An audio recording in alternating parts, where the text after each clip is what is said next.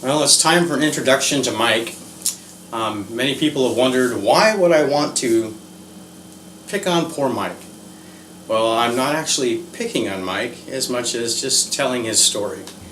I am not a Mike basher per se, but what I will tell you is that seldom in our lives do we meet up with someone that gives us such a quantity of things to write and talk about as what Mike, the 5 Mikes that I discuss, have done. So you'll see right away that the reason that I am doing this is merely to convey information, and also as a warning to those of you out there who are thinking about taking on a Mike, about what you might be in for. So buck up, it'll be a fun ride. Now when we think about Mike, the Mike that I want to introduce you to first, because through the books you'll get detailed information about them, but the first one I want to just describe his appearance. He was the Mike that moved into my neighborhood when I was 11 and he was 13. And Mike was a little bit of an odd-looking character. By that time he was already basically fully grown height-wise. Nothing else was mature, but his height was. He was about 5'8" at that point in time. But as you looked at Mike, there were certain things that didn't add up and were actually kind of confusing. Mike had a very straight up and down build. His chest was no wider than his hips, so he was very hard to distinguish that way. And then his legs and arms were quite odd in that you think about Pinocchio, a wooden doll like that, where the diameter of the arms from the wrist to the shoulder is about the same all the way up. That was Mike. And that also continued down below with his legs from his ankles all the way up to his hips. So he looked kind of like someone that you might meet in Ethiopia that was starving to death, but he wasn't. He was fed quite well on many Hostess products that his mom bought him, and that was his main diet, was anything that said Hostess or was dessert. That was Mike's thing. And then he always washed it down with a Coca-Cola. And back in those days in the 80s, you think about Max Headroom, for instance, and you can remember the glass 16-ounce Coke bottle. Well, he always had one in his hand whenever you saw him. That was Mike. Now, as far as the rest of his appearance, his head, I have to admit that I wish I would have taken a picture of him, because I've lost everything except for just the fact that his eyes were so huge that you lost total perspective as to anything else that was there. I can't really tell you how huge his mouth was, whether he had thick or thin lips. I can't remember those details. All I can remember is that his eyes, because of how thick his glasses were, caused you to really reminisce and think about a Humboldt squid.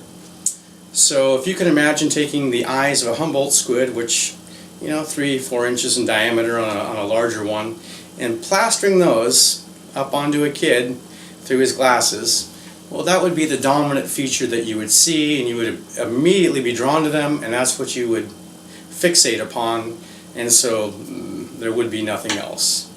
The other distinguishing fact was that he had long, black, stringy hair that was also quite greasy, that ran right down to his shoulders and just maybe a little bit past in the back.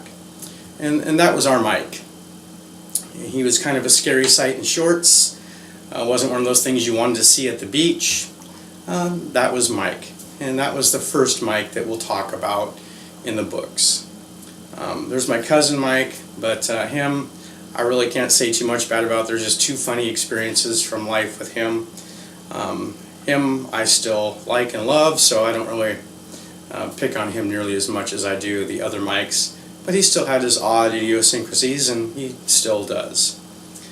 There's one sane Mike that was always in my life that was very different from the rest. Although now looking back on him, he's quite an outgoing type of guy, and a little bit out there at times too. And that's my Uncle Mike. But I think the worst thing he ever did was give a whole pack of 20 grandkids whistles made from maple boughs to drive their parents nuts. And so he was not the parents' favorite perhaps, but with us kids, we loved him quite a bit, and he was probably our favorite uncle. The other Mikes that I had is I worked with one where I actually hired him to work with me when I had a construction company going back in the very early 90s, and he was quite the odd duck. He came from California, and that is really all I know about his history, and that's all he ever shared. We would talk about our families and friends and things, and Mike would just look at us kind of stupidly when that happened. So the assumption was that he didn't have family or friends, and that he just existed. And that may very well have been true. I can't deny it. The odd thing with that particular Mike is that he was kind of a stocky fella, probably about 5'6", and fairly well built. He actually, the first time I ever saw him was when I hired him to come in and do some landscaping for me, basically using a weed eater to mow down a lot that was going to be the next location of 2 houses that we were going to put up. So as he was doing that, we got to learn what kind of a nut he was, and you can read about that in Mike meeting his maker.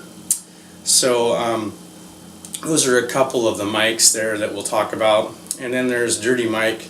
I only dedicated one story to him because I only had very limited experience with him, very limited time being around him, and for good reason, and you'll read that in the book. You can see why you wouldn't want to spend a lot of time with a Dirty Mike. There was a good reason for that. The fellow I worked with once I quit construction and started doing IT work,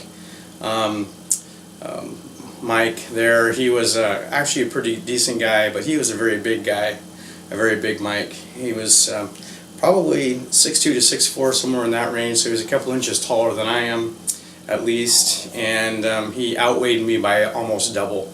I'm only 180, so you can imagine that he was a pretty good sized guy, and he really was. He was very stout, and there are some very humorous things that we got to see him do, but only on one occasion, and we write about that also. And then there's one other Mike that I met on in an airport, actually in Denver, on the way back from Dulles Airport there in Washington, D.C. And it was a layover that was unscheduled and unwanted by all of us who were trying to get to Seattle. And as a result, you'll see some of the things that went on there for poor Mike and what it led to happening for him. So there's kind of an overview of some of the Mikes that we'll talk about in the 4 volumes of Don't Be Like Mike. And you'll see why you don't want to be like Mike.